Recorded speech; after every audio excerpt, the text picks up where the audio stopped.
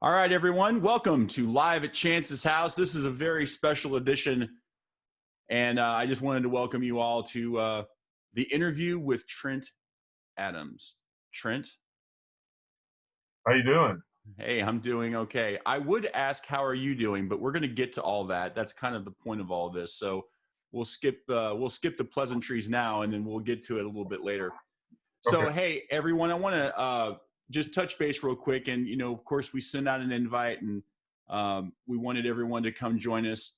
There's been a lot of talk, right? So, for the last month, we have had a campaign going on in support of Trent Adams called the Give to Live, Live to Win campaign. And I cannot tell you enough how proud I am of the accomplishment that we've achieved so far. To date, we've raised approximately $7,500 on a $12,000 goal, and we couldn't have gotten there without each and every one of you that have contributed. And so from the bottom of my heart, and I know Trent feels the same way, thank you. So what are we doing? So one of the things that we have to do, though, is that I wanted to have one last opportunity to do two things. One, to post up the link again, have an opportunity for everyone who can, and that's, again, if you can, reach out. We'd love to have the support.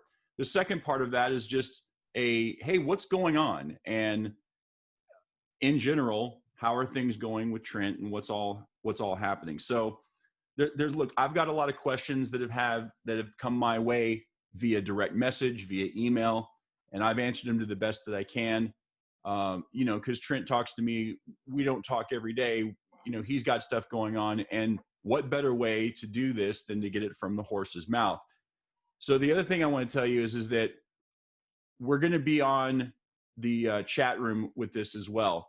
So if anyone has questions, this is kind of an open book situation, and Trent's going to answer all those questions. If you have questions for me, I'll be more than happy to answer them as well.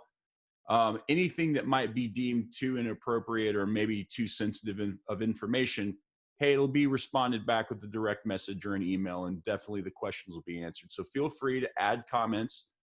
We encourage it. We want to see it. Listen, this is a real conversation. It's going to be set up kind of interview style, but I want to tell you something. We want to have it light, have it fun, because that's really what it is. I mean, listen, Trent and I have been friends for a long time, and this has nothing to do with my show or doing any of this. I had told him back when I started this whole thing, I was going to interview him one of these days, but it wasn't going to be under this circumstance, but I'm glad that it is, and I'll tell you why. So I just mentioned this on my show on the last episode, and I'm very grateful and I'm thankful for a lot of things. And one of the things that I'm thankful for is that this whole thing that I came up with was just a silly, stupid idea, me playing some songs on my iPhone. And then I got another silly idea is that, okay, I'm going to upgrade my camera. I'm going to do some other things and make it entertaining and make it fun and interview people and have a good time. But what it has provided me is the opportunity to make use of the social network that I've got and the great friends and family that I've got to reach out and do things like this. So to me, one of my greatest accomplishments that I've ever been able to participate in is to be able to help people and help organizations that need things. We've done it for North Texas Food Bank. We've done it for Who Needs Sleep, which is a cancer organization. I have intentions of wanting to do Operation Kindness. This is the first time I've ever done it for an individual, and it was right. It was the right thing to do, not only for who I am, just genuinely, but Trent's one of my best friends in the whole wide world. So when he said, I need help, the first thing I thought of is, well, we need to do this. This is what we're going to do, and here's how we're going to lay it out. So part of the questions that I know that a lot of you may have is that, well, how did this all come about, and why did it come about this way? Like I said, we're going to get to that in due time. So I'm grateful for the fact that we were able to start this campaign. So the campaign was Give to Live, Live to Win. It's two parts. So the first thing I want to talk about is kind of a little bit of history, because I know that might be a question too. And plus it's just good, probably fun and, conversation to get us to where we're eventually going to lead, which is how are things going. So Trent, when did we meet? We met, well, I'd seen you several times over about a year period, because somebody told me you worked for a company that I no longer worked for, and I didn't trust that company or anybody. I was right in the middle of all my medical, my big medical stuff, the life-changing, 100% life-changing. So I was like, I can't talk to that guy. Right. I agree. I remember. I don't want to talk to him. I told a mutual friend, he's like, hey, he works over there. And I said, yeah, don't ever tell him about me. I don't want him to know who I am. And then one day we were sitting close to each other, and you were there singing, and I was there not singing. And it was really kind of funny because we actually met. Mm-hmm. Now, it was kind of like, I remember you had those blue glasses, tinted glasses. And I was like, who does this guy think he is? George Michael? You know, he's got these glasses. He's got the little, you had the stubble, you know, going. But fast forward a little bit. We kind of got to know each other a little bit. Yep. And then you told me, hey, I've got a friend coming up here. He's my brother. And I was like, oh, okay. So I'm going to meet your brother. And in walks a guy that I knew 40 years ago,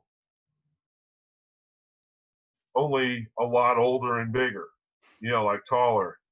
Right. And I said, wait a second, is his last name Springer? And he said, how'd you know? I was like, because I know him. He played on the same soccer team as my brother. Anyway, so how did we meet? We met, I was reluctant to meet you Mm-hmm. because I was going through the issue, which was like a 3-year issue with my number one medical situation. So yeah, and I knew of you as well too, because people had thrown your name around because I worked at the same store that you had just left, and so I had heard your name plenty of times, and everyone's like, "Yeah, don't talk to that guy. He's a jerk." they said that about me? No, I'm kidding. Oh, I was like, that might explain some things, but yeah, because I think you got there like 2 weeks after I was gone. Yeah, when they told me you need to go out on disability, short-term disability, which turned into long-term disability, and then it turned into a personal leave of absence, and it really screwed everything up. Mm-hmm. So, but then I had to go and fight the insurance company, fight the company. And eventually, when I beat the insurance company, they hired an attorney for me to go after Social Security disability. I was never going to be able to come back. Yeah. So my best recollection is that it was 2009, because that's when I started, and I knew it was a little bit after that. And I also remember that, you know, I kind of marked things by landmark or dates, and the Rangers went to the World Series in 2010. So I'm pretty sure it was 2009. So it's been just right at about 11 years that we've known each other. And yes. Yeah. So, you know, a lot of things have happened since then, and we're going to talk about some music stuff here a little bit later, just to, you know, kind of keep it light and fun. But, you know, we think that was kind of where, you know, it started. You know, I came in to sing, and I liked, you know, our mutual friend, you know, we were hanging out, and I just didn't have a place to go anymore. And, you know, I was still playing in my band at the time, but, you know, for whatever reason, I'm just kind of a karaoke nerd, and I still like to sing karaoke. I just think it's fun, you know? And, you know, I know that so I spent a lot of time, you know, up at the place, and we hung out a lot, and we just kind of started to get to know each other. But then we figured out pretty quick that we shared a lot of other things in common, not only music, but baseball, our love for the Texas Rangers. And then I found you to be a complete and total know-it-all. So I was like, oh, well, great. I can ask Trent any question I want. Boy, you must have all the answers. Because I certainly have them all. You know what they say? The moment you realize you know everything, it's time to start learning. Because that's true. If I quit learning, I'm done anyway. I always want to learn more. So And trust me, I'm learning a lot these days.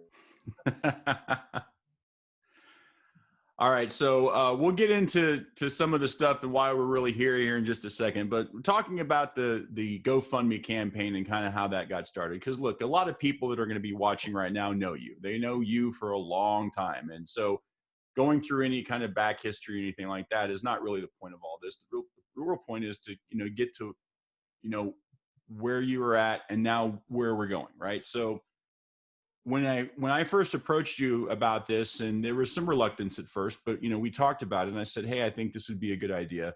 We talked about doing this. I said, we got to come up with a strong title, and I remember that you helped me with it, because I was like, I'm thinking about Gift to Live, and my idea behind that is that it's one of my favorite Sammy Hagar songs.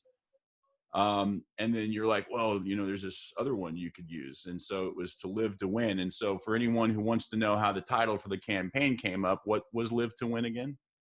Okay, well, Live to Win was a solo album by Paul Stanley of Kiss, for those who don't know who that is and have no idea that I'm a Kiss nerd.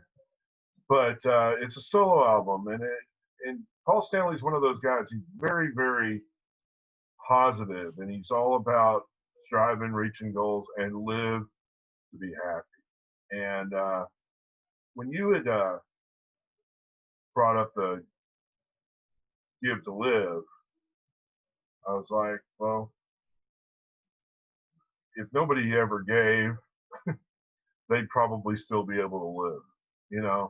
And then, but if we were going to put it as something related to help me, which this is a very hard topic for me, has been, and I've gotten a lot better at trying to discuss it with people.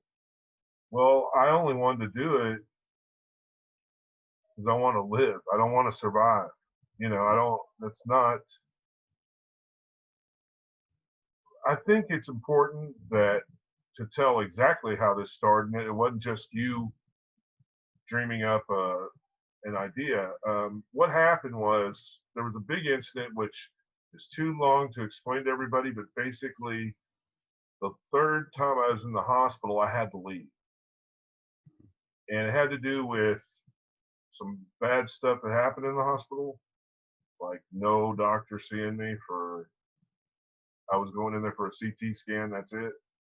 And I'm there till the next day, till midnight. Well, you didn't know. My family didn't know. Nobody knew. I didn't tell anybody. I hadn't even told anybody about the other times, because there was 2 times before that. Now, I don't like hospitals. The point is, I messaged you when I left because they wouldn't let me communicate. And I said, I think it's only fair to let you know that I've been in the hospital. Mm-hmm. And that had to be close to midnight, 11:30 to midnight or something when I messaged you. That was it. Because you had sent me messages trying to say, hey, we haven't talked, what's going on? But at that point, I hadn't really told you enough.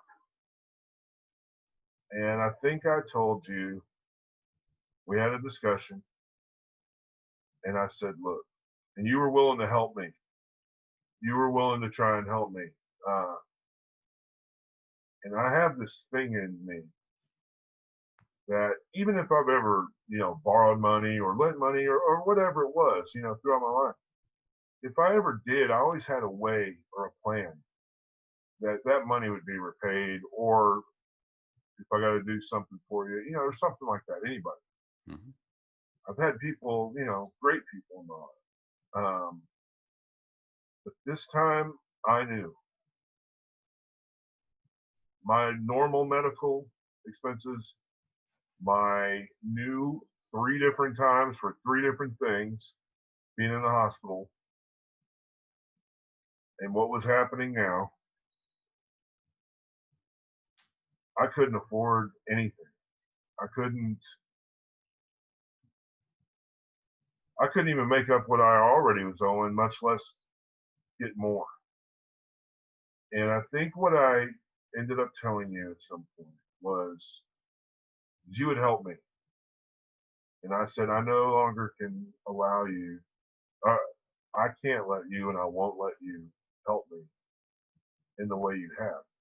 Now, I may have never even explained it to you, but the reason I said that is, it sounds so defeatist, but I'd already calculated if I were to go, how much would be in my life insurance, to where I was like, and it's not much, trust me, but I wouldn't be able to repay any more than certain things that would have to be covered. My point is, I knew how serious this was. I knew exactly what could happen at any minute. And I just thought, I said this to you, if I live, I can't afford it. And if I don't do it, I know what's going to happen. And either way, I'm screwed. Mm-hmm. So I'd rather be screwed with a good name than owing people money. Nope. Or that's right. Or anything like that. And that's exactly what you told me. I remember that. Yep. And there's a lot more in that, to all that, in that conversation. And I don't want to get too deep into what I am and what I think and how I view myself, because I'm sure there's times where I've messed up along the way or I've done good along the way. And I just couldn't do that anymore. And so the whole thing about when you brought up the give to live and it's like live to win, well, what did I tell you? Don't help me. It's a bad ROI. It's a bad return on investment. Because I may not be able to do anything at all. And if this doesn't get fixed. And I know we're going to go into that part in a little bit, you know, an update on what's going on. But that's how it really started, because it wasn't that we discussed this. No, it was later. I jumped ahead a little bit. You're right. You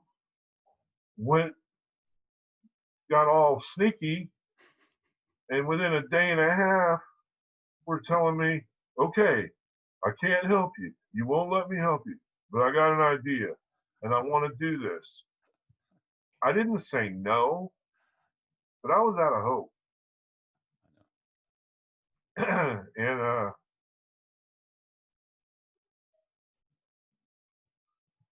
so I'd resigned myself to the other way. What did I say? Let's ride this out, see what happens. Mm-hmm. Well, I already knew what was going to happen. So, and I would never allow anybody to do something like that. But what you did, I was like, there's no way I can say, hey, sorry, buddy, I'm not going to help. I mean, no, we're not doing this. Just let me go. Because number one, what kind of shithead am I? Excuse my language, but people know me. What kind of person am I for someone to go through that much effort and get all this information to say, no, I don't want that either. I'd already told you couldn't help me in another way. So now you got sneaky and came up with another way to help me. And all I could do was say, yeah, okay. And then that's really where we talked about it more and you explained it to me. And I just remember I didn't want to know anything. Yep. The only thing I wanted to know, I didn't want to know totals. I didn't want to know this. I just wanted to know, if we do this, I just want to know people, the names of the people, no matter what they did. The donation, a well wish, just a thank you, a prayer, or whatever. That's all I wanted to know. What happened was, well, we know what happened. You said, have you looked at the thing? And I'm like, no, I haven't looked at it at all, because it had already said that those funds wouldn't be available for, what did it say? It was almost 2 weeks or something weird like that. Yeah, the first one came in about 3 days, but then it was like, yeah, this one's holding, and we'll get it to you in like 7 to 10 business days or whatever. But it was exactly like that. It was going to be like the 11th, I think. And then all of a Mhm. sudden, I went to bank, and I think I wrote about this on that one post. I was just trying to cover a $40 toll tag, so I went in there with my millions of $26 to deposit to cover that, just to just to get a little bit, okay, I got that one, I got a million more, but and it comes back and I got 4 figures, and I'm like, huh? It freaked me out. It got, I can be emotional, but I can hide it too, and that got me. And it's not. I'm reluctant. I don't want to do it. You do it. It's great what you did. And then the reason I'm saying that is I'll always ever be grateful, no matter what happens. I told you that. No matter what happens, there's a glimmer of hope. When I saw that, then I knew it was all these other people that, and we'll get to that, but it's all these people that did this. You created it, you made it happen. They, you know what? It's not even the money. It's the. I got messages.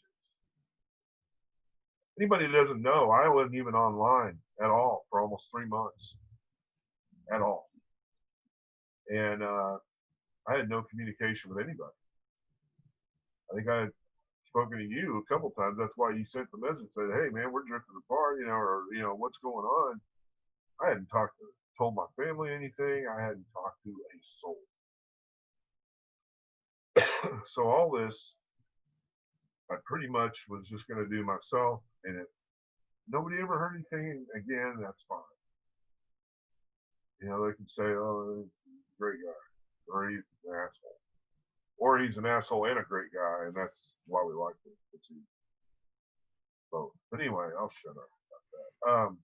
Well, real quick, I want to say something because there's going to be a lot of stuff, and for those that are watching, listen, there's been a lot of emotional things that have happened for everyone involved. I mean, I've gotten some of the most caring messages from people I don't even know, and the outpouring of great people that have come to service has been just overwhelming for me too.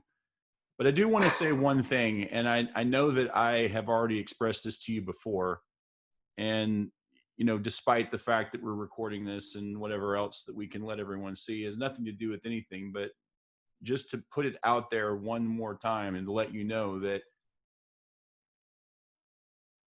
your ROI to me is huge. I mean,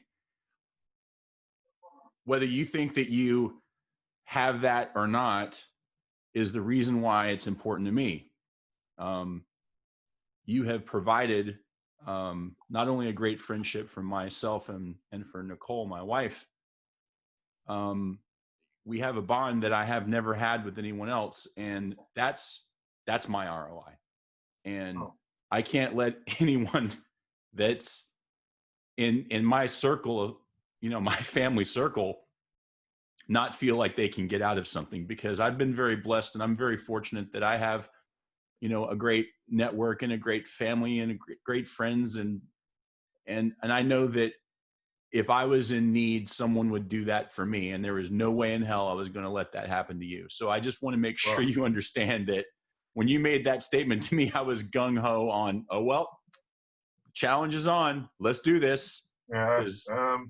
That wasn't an intentional, I know. motivator. I know it wasn't. Because what I'm telling you right now and what I said then, as much as I don't even like to think about it, was 100% true, accurate, and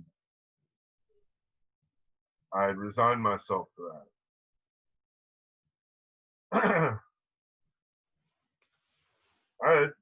So I understand that, and I also knew whenever you did this and created this, that you did it really quick. I mean, I was like, huh? I just really was like, I can barely. Well, you know what? If anybody would have seen us setting this up and know what a technological mental midget I am, but the way you were able to set that up was amazing because I didn't know it did anything like that. Well, this is actually a good segue. I mean, you can say what you want to say, but let me tell you real quick. This is a great segue to the why. Okay. So the reason why that happened as quickly as it did was because of what's going on. So I know you're getting there, and I think we need to get into that just a little bit. I think that if I'm being honest, we've explained a little bit about what happened, and then we need to get to where we're going. But the campaign needed to start when I got the bug, or we've talked. Look, there was a lot of conversation. I'm not taking credit for any of this bullshit. I want you to know that it needed to happen. It needed to happen now because of what you told me. And we knew that this was serious. And so what am I going to do? We're going to wait another 7 days before I set it up. Took me no time to get this done. I just had to get the information from you. You're like, what, already? I'm like, yes, now let's go. And I wasn't prepared for that. So why did we do it? Why did we do it?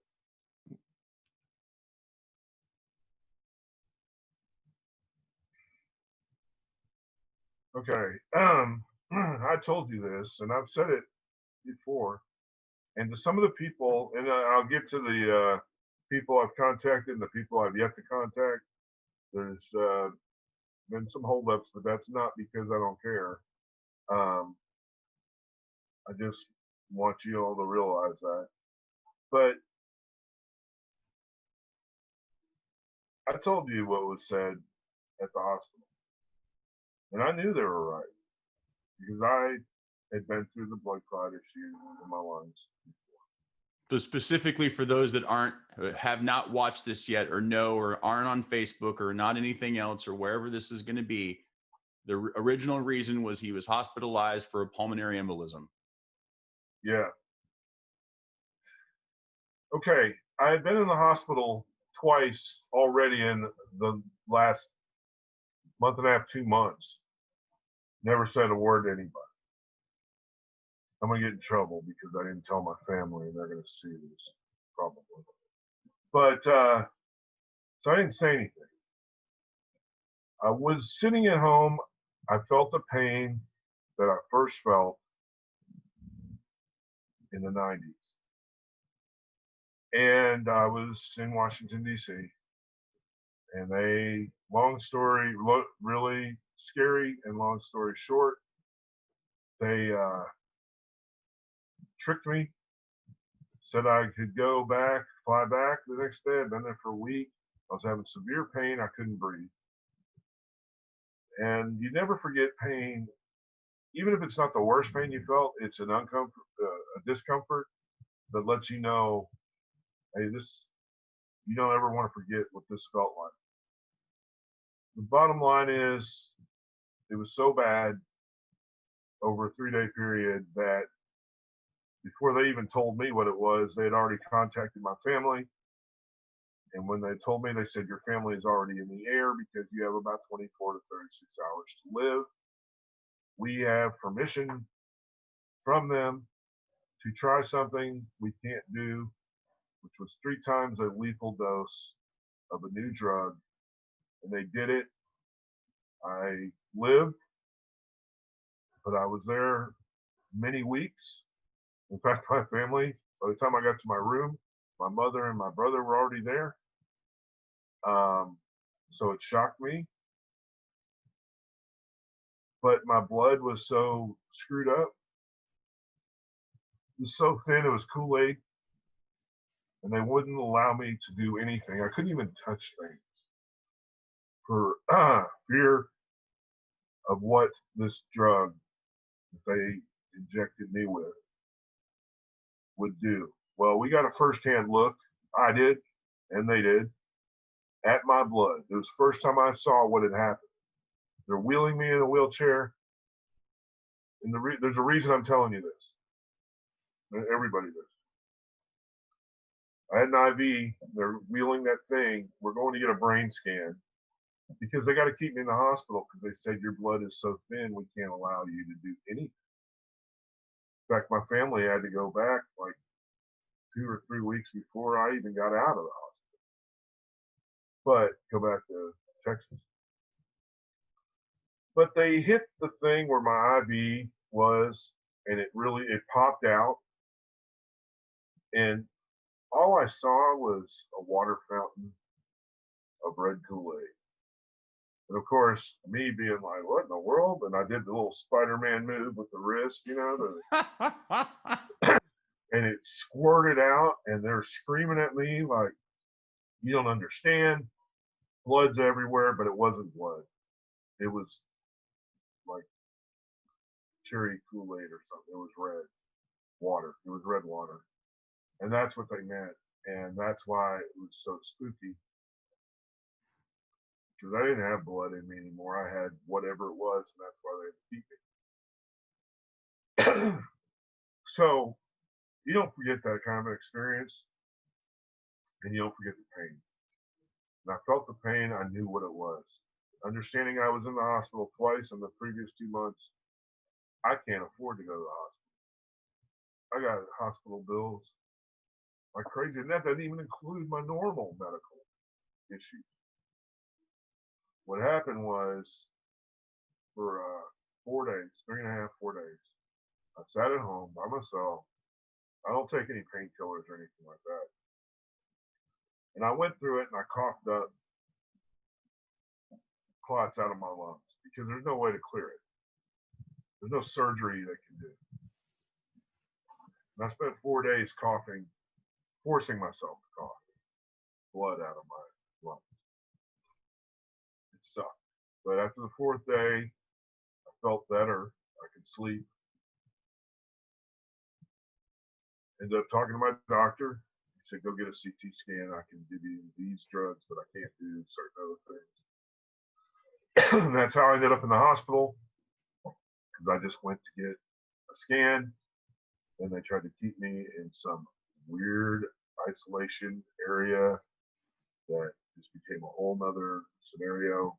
And so when I left the hospital that one night, and I know I've wandered off on the topic, but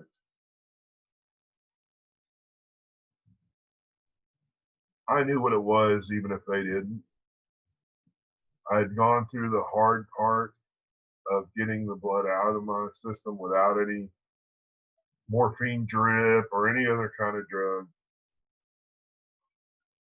And I felt okay. When I say okay, I know what has to happen.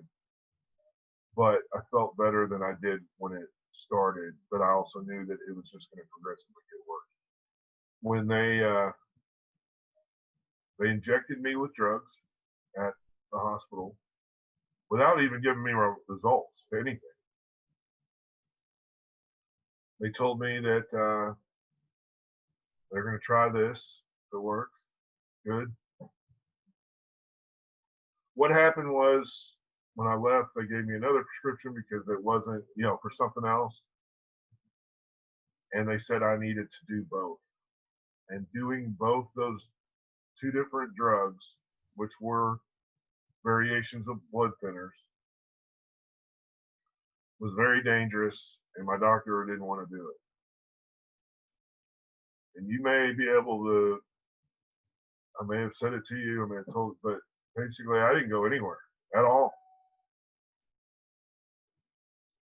To this day, I shaved today, but I've refused to shave for a long time because they warned me that if I start bleeding, I won't be able to stop it. I just won't be able to stop it. They told me 12 times that if I leave, I'll die. If I leave, I'll die. I told you this story. And they said, you may die within 20 minutes of leaving. The only thing I did find out is if these don't work, then the next drug would be very expensive. Now, I don't know what they thought very expensive was, because the stuff that I got was very expensive in the first place. With me being on Medicare, it's not like I get the greatest deal on everything. So when they gave me a new drug this past week, okay, I know we're getting to an update. I did go see my doctor. Was off of one of the drugs. I'm still on one. He says, okay, we're going to do this. And I said, well, how much is this? He goes, well, I'm writing you a prescription that you take with you instead of calling it in, because you're going to have to shop for a good deal. He goes, and I'll do whatever I can to get you the best deal possible and whatever. I think I told you when I left there and I was checking around and it was $986. I was just like, because he told me, he goes, I know you don't want to hear this, but you got to take this for 6 months. And he said, he goes, I don't want you to get depressed, but you may have to take it the rest of your life. Like, oh, okay, great. I mean, look, people know me. I can act like whatever. When I'm with the doctor, I act like whatever. It's like nothing bothers me. I'm fine. I know how serious something is, but let's compartmentalize it, because if not, I'm going to get overwhelmed, just like anybody else. And so I'm able to joke it off and make jokes at my own expense. But there's no joke when he's telling you that, and he's never written me a prescription to carry around. I knew that it was going to be tough. Got with my insurance company. I had to go through them. And like I said, the best deal I could find was $986, and I think I told you that. And you said, what? And I said, yeah. So, and that's not even the very expensive drug. That's just this other one, that. So that kind of freaked me out. But I'm going to tell you this. I wouldn't have been able to do that, to get that, much less any of my other medications, if it wasn't for everybody who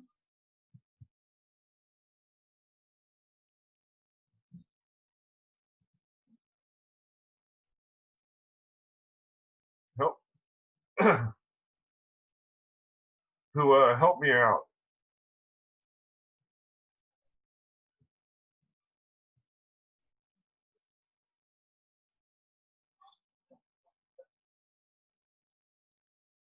So some of them weren't here when I got here. So I think word went out that I'm here. And people, the second person I saw said they thought I was dead, because they even tried to contact me a couple months ago. So when I say that I didn't check anybody's messages, or I was just cut off from the world, it wasn't on purpose, and it wasn't selective. It was pretty much everybody. Chance, you got to be the lucky person who got to hear my stuff. And I know that was unfair to put that on you and then say, well, you can't help me, dude. Don't help me. Because I may not be able to do what I've done in the past to help people. But if you told me something like that, it probably wouldn't have been as good, but I'd have defied you or your thoughts or what you wanted or thought you wanted. and I'd have done something. And I've said it before, and I'm just kind of going back around because it is. I thought I'd be able to talk about it better, but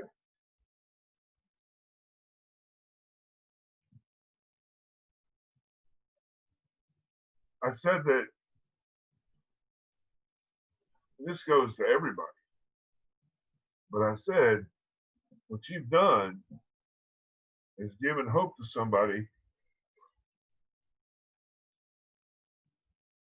who just basically ran out of it. I used to always tell people when they'd ask me if you could be anybody, who would you be? And I'd say George Bailey. Now, for those of you who don't know who George Bailey is, I know one person in particular, Heidi, my old roommate. She's never seen It's a Wonderful Life. How you miss it, I don't know.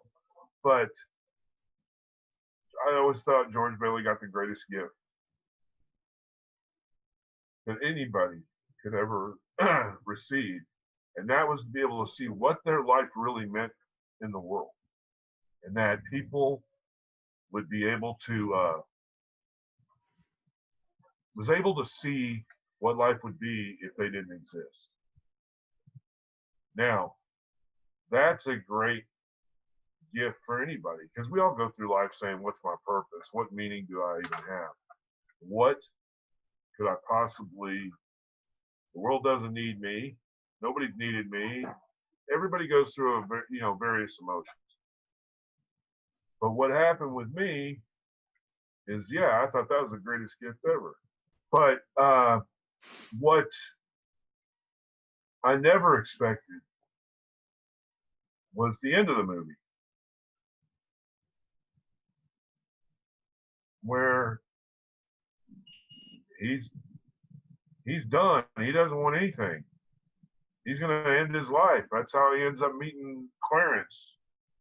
Well, what happens? The whole town gets together, bills out, gives him money to pay for that and save the savings and loan and keep it away from that guy Potter, because they always appreciated what he did, what he stood for. I'm not saying people feel the same way about me as George Bailey, even though I think that what he got with Clarence was the greatest gift anybody could ever have. I'll tell you what, the end of that movie is a pretty freaking great gift that anybody could have too. And that's what I really appreciate from the people who've done what they've done to help me and give me hope. I would never have asked because it goes back to that ROI thing. I never would have asked because what do I have to offer? I'm the easiest one to let go. I have no wife, kids, career, anything. And so, if we get through this, if I get through this, but it's not just me, it's everybody that's done this. I mean, you, the Jones Garage people. I don't know if I'm supposed to say their name because I know somebody was probably behind some of the things that happened, and that's all I'm going to say right now. But my friends,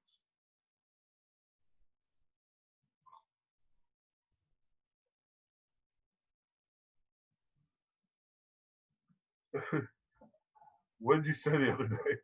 You said this the other day about, dude, you have like the worst luck of anybody I've ever known. Even when we were setting this up, you said, this would be almost impossible. I said, well, who are you talking to? We're having an issue with the mic. Yeah. And you're like, it's almost impossible. Well, if it's impossible or seemingly against all odds, I'm that guy. I get those things. When people say that I didn't win the lottery, that's because I win shit that's harder than winning the lottery. I get odds on things that could never, ever possibly happen. They happen. And it's no bullshit. It's not making it up. You know, I don't know how to explain it, but what'd you call me? Didn't you call me Charlie Brown earlier? I think you called me Charlie Brown. I should have wore the damn sweater. Brought a fake dog and pet it. Well, actually, the dog would have bit me. It could be a stuffed animal and it would have bit me anyway. But, you know, actually, there's other friends who joked about that. You know, it's like, okay, Charlie Brown. You know, I don't go through life creating those situations, even if sometimes, hey, I did contribute, because there's only one common denominator in everything that happens with me, and that's me. So somehow I influence certain things to happen in my life. I've got to figure out that way of influencing it in the other way. But here's the one thing I can say.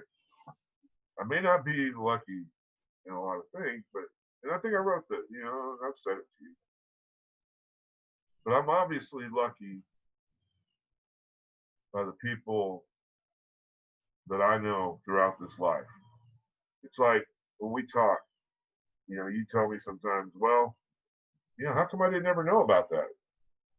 And I'm like, well, I don't really talk about it. I mean, I have this group of friends here that's never met this group of friends here who's never met this group. And it's not like I try to keep them away. But when they cross paths, then they compare notes and everybody starts to know more about me. And that starts to bug me because it's like, well, I didn't want that group to know that part of me, you know? How do you think this Batman thing started up all again? That shit was from a long time ago. And it popped up 20 years later. That was not my doing. It was stories between two groups of friends being told, and the new people that I see more often told everybody else. That's how it all came back. Yes, I was a big fan of Batman, but I never called myself Batman. I don't think I've ever dressed like Batman. I've certainly not run around with Robin, a guy in tights. although got a lot of cat women, got a lot of Robins, got a lot of Jokers in my life. But anyway, yeah, it's just the point is I have a lot of great people in my life. And some came out of the woodwork to help me.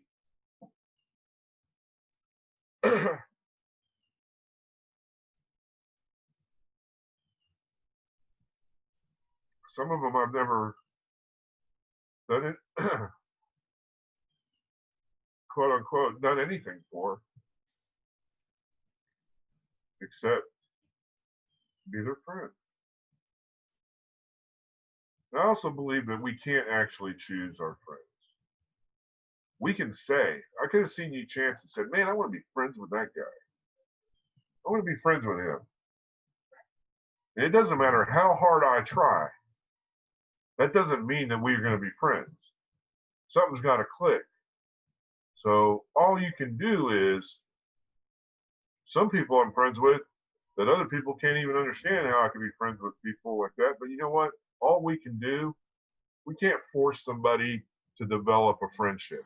People pretend all the time. I can't do that. I don't know if everybody else can.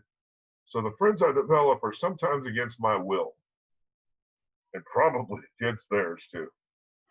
Because I don't believe we can choose our friends, but we can always choose who we associate with. And I just got lucky to have developed friends that we became friends by nothing more than being friends. And those people, some of those people came out of the woodwork. Doesn't matter if I worked with them. Doesn't matter if I went to elementary school or junior high or high school or college or this job, that state, this country, that country. I got to know some great people, and I believe every one of them is just because we became friends. It wasn't Trent did this, so I got to be his friend, and it's certainly not, well, they did this for me, so I got to be their friend. It's as grateful as I might be, I don't operate like that. I mean, if you're my friend, you're my friend. And the fact that people either cared enough or thought enough was a pretty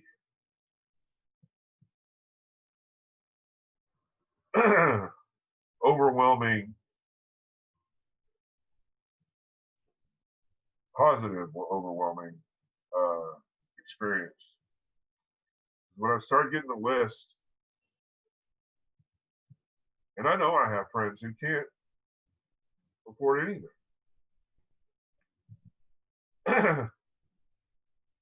And I don't care if my friends don't have a dime or if they've got $4 gazillion. It doesn't play any part in how I view them or we interact or anything, because we do what we do because we enjoy doing it. So, but some of my friends I know don't have a dime. They don't even have a job right now because of the COVID stuff and everything. Oh, by the way, I've been tested for COVID. I think I'm going for a world record on this so many times this last several months. And I've always, just so everybody knows, I've been negative for it every single time. Just wanted to tell people that. So people don't say, I don't know if I want to be around Trent. Shit.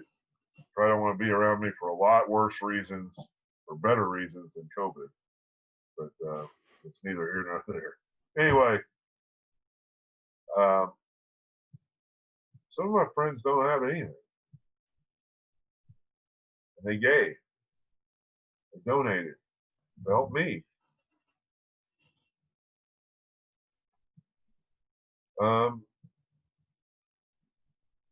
Some people have, when I say that it matters just as much to me, if somebody just sends a kind thought or word or whatever, I mean that. It means as much.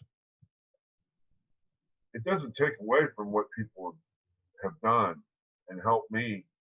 You know, a couple of weeks ago, it was my birthday. And that was really the first time. No, it was the second time that I really got to see my family all at the same time. That birthday, if we didn't do what we did, would have never arrived. If you didn't do, Chance, if you didn't do what you did, and all these people didn't do what they did to help me, I'm not saying 100%, but let's say 99 point, like a whole lot of less than 1%, you know, point. I wouldn't be here. I wouldn't have seen that day. And I actually thought about that before we even had our conversation, where I said, you can't help me. I won't let you. I realized that I probably wouldn't see that day.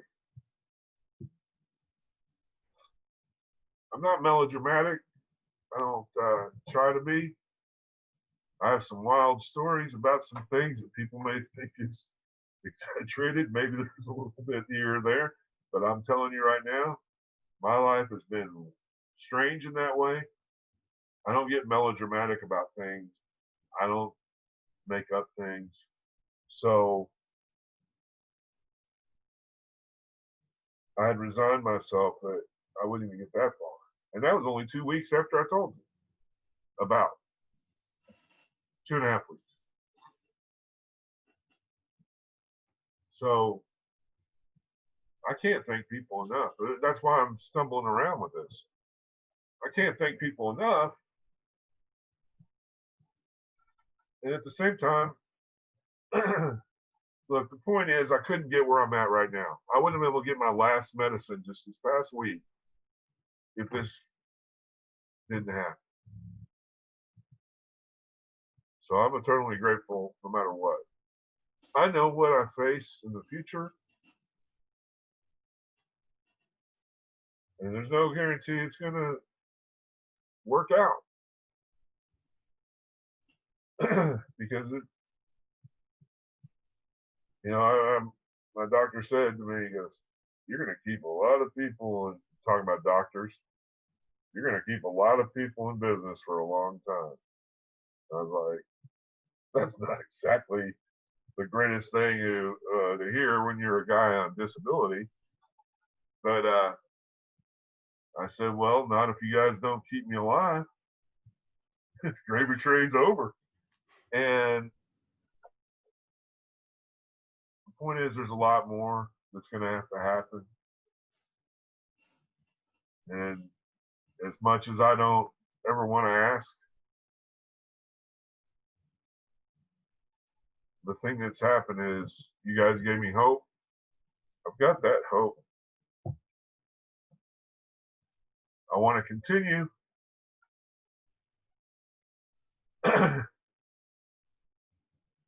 Get through this, whatever exactly is going to happen, because now, and make it worthwhile. I want to make everybody's thoughts, prayers, effort, donations, and even my own confidence and desire to I want to make it worthwhile. And that's where give to live, live to win is, because I often say that surviving isn't much of a life. You're not living a life, you're just surviving what you're in. But that live to win is, you know, so think about it however you want, but make a difference. Make a difference, whether it's in somebody's life or a stranger's life. There's people I don't know that have donated. There's people who are anonymous that I can't thank. I can't guess. So I may thank somebody who didn't do anything, and they don't even know about it. I know I'm rambling here, but I just don't think I can still put it together as far as how much I really appreciate all of it, every bit of it, how much it means to me. And when I say you gave hope to someone who give pretty much out of it, that's a big thing for me, because I will always find a way, I think, to survive or to get to the next step, to get to the next day, to pay that deposit, that $26 to cover $40, just so I can go one more day to see what I can do. And the day I decide to give up, I always tell myself, you've gone this far, just give it one more day. Just give it one more day.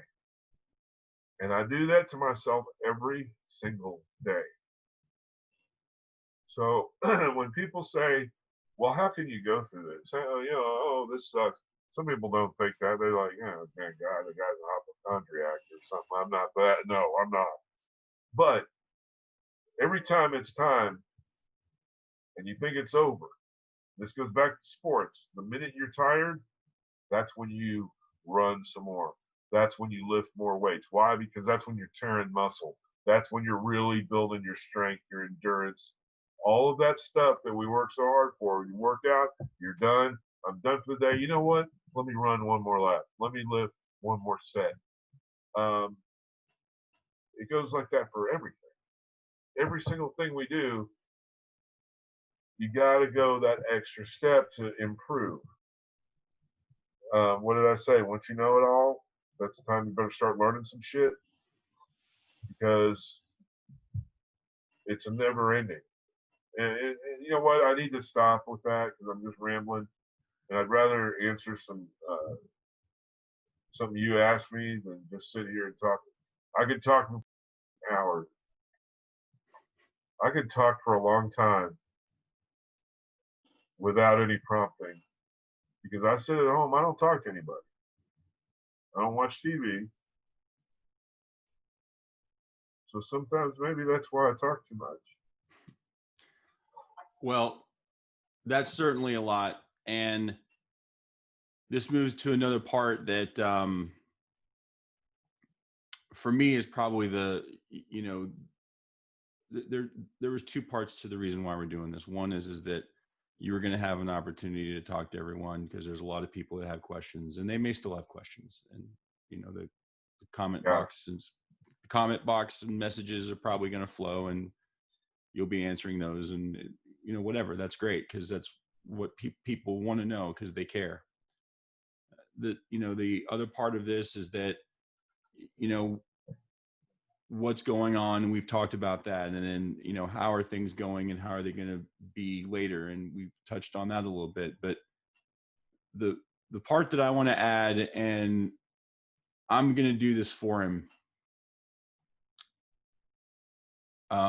because I don't know how else to do it, other than just say it. But Trent, the only thing I know how to do is to try and push and give a little bit more. And I'm gonna fight it tooth and nail, and you can't stop me. So it is what it is. But I'm going to say it for him. And the thing is like, we can't stop here. My ask for everyone who's watching this is, if you have something that you can give, please do. He needs it. I need it. Everyone who cares about him needs it. And to throw out a corny Star Wars reference, rebellions are built on hope. And by God, I don't want to give up on that. The ask is, if you can't, can you give it a share? One more time. Just give it a go one more time. Stupid song. That's my ask. It's all I ask for. And I won't do it again. But I thought that it would be important for us to just take a moment and have some clarity. And that's why I wanted this to be real. This is an honest, as real as it gets conversation. And as tough as this might be for you guys to hear, as tough as it's been for me to hear, I'm not giving up. He's willing to not give up. And so my ask comes with the price. And Trent, my price to you is this, is that the hope that you have, don't give up. And the life that you live, figure out what you're going to do with it. That's it. And you're going to do that. I know you are, because that's the type of person you are. And that's why your ROI to me is high, because I know that you're a person of integrity. I know that you're going to do what you say that you're going to do. And if you say you're going to do it, then that's it. That's what happens. Well, I'm the same way. So everyone watching out there, the live to win part of this campaign is exactly this. He couldn't have gotten here without it. There's other stuff that we can't even talk about. It would be here for hours. There's medical expenses. There's, stupid bills that can't even get done. But you know what? That's not even the important part. He's seeing his doctor. He's on a regimen. We're going to get this thing fixed, at least for now, but who knows what the next thing is going to be. So, if you can share the link for the GoFundMe page, if you can't donate, I'd appreciate that. If you have something to give, even if it's something small, I'm asking. He doesn't need to do it. I'm asking. If you can, it's just going to build on what we've already got. And it's not even about the goal. If it's $5 or 50 cents, anything at this point would be helpful. And I hope that you hear it and you see it, because this is something that I've been talking to him now for a while about, and I live it too. And I want everyone to know that there isn't anything I wouldn't do for him. Even if it's, hey, this is important. So I appreciate everyone. Thank you for everyone who's donated up to this point. Thank you for all the kind messages and words that we've gotten. And I say we because I'm helping him respond to the ones at least on the GoFundMe page, and he's going to talk to everyone. But I've gotten some really genuinely nice messages from people I don't even know, Right. and I appreciate it.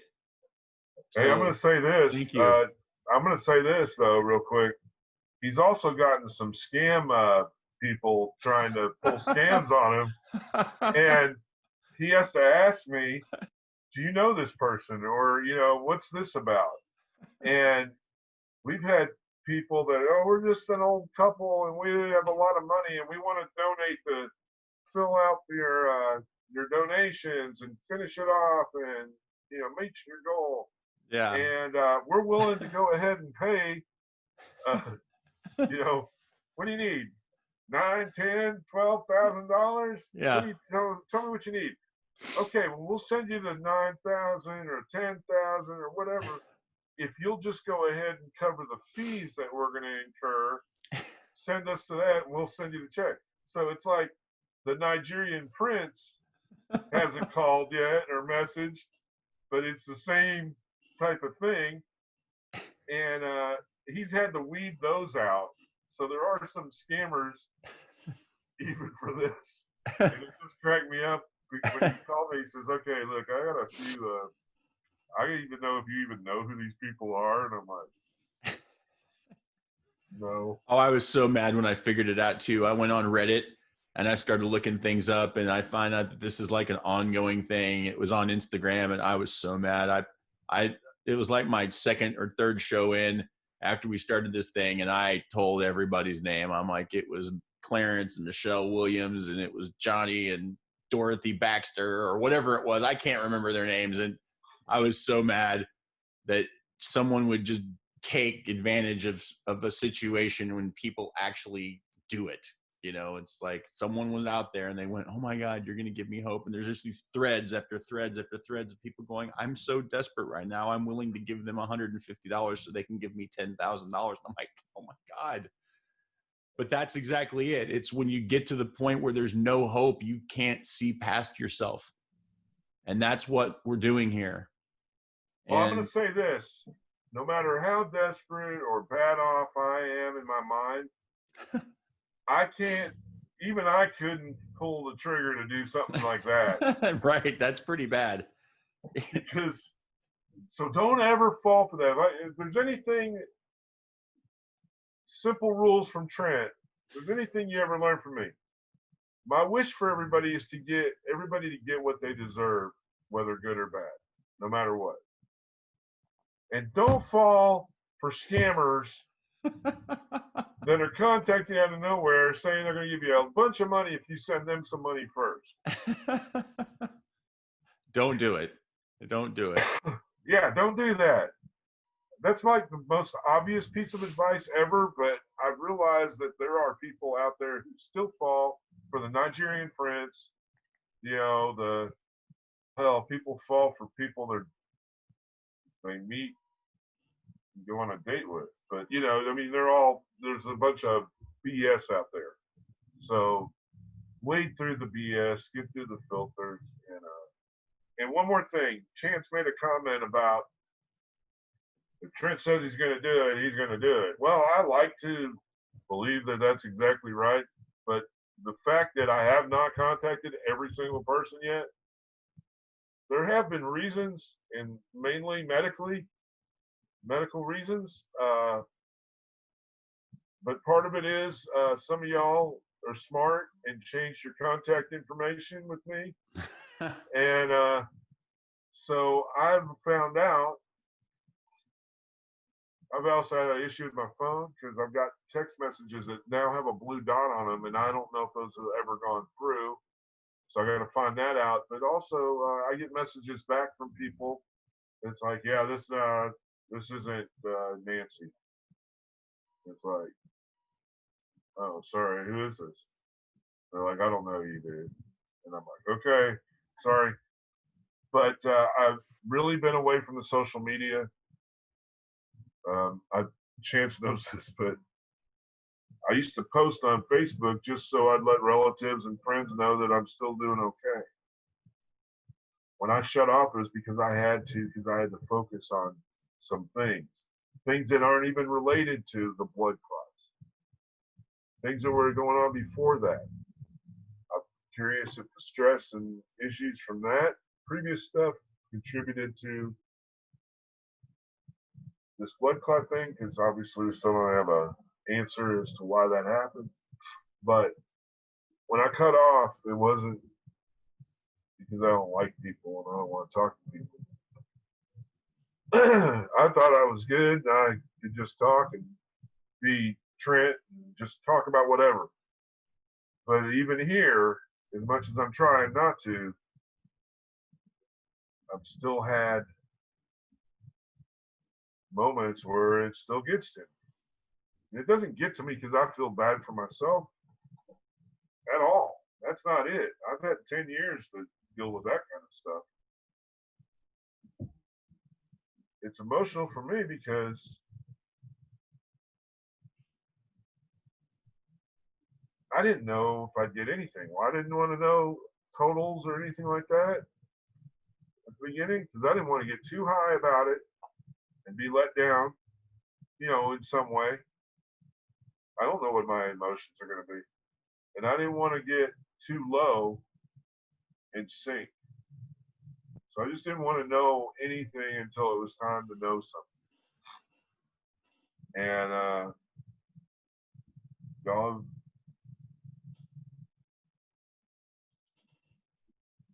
have given me a gift that I may never be able to repay in kind. And yeah, I mean, Chance said it, and I know more than maybe, he may know right now. But the update was, even if we're not clear on this, because I have to go to the same hospital to do this stuff because they have all my tests and they can compare it right away. But now I have to go back to my cardiologist because I believe that, I mean, not just routine checkup. They believe that when the clots were passing through, that they may have done some significant damage to the heart. And I'm not 100% clear on my lungs.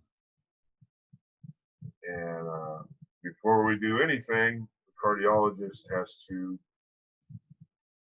get involved because we can't have anything shutting off the heart, or it doesn't matter what else is going on.